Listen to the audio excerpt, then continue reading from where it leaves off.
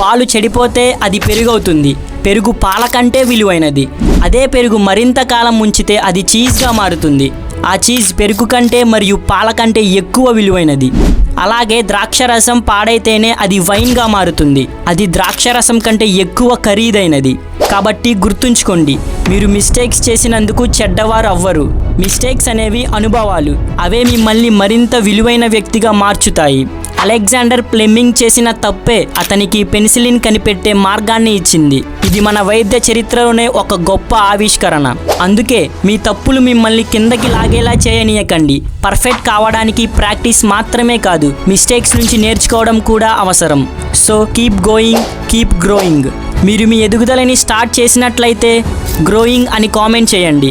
మీరు మా ఛానల్ని సబ్స్క్రైబ్ చేయకపోతే మీరు మమ్మల్ని మళ్ళీ చూడలేరు.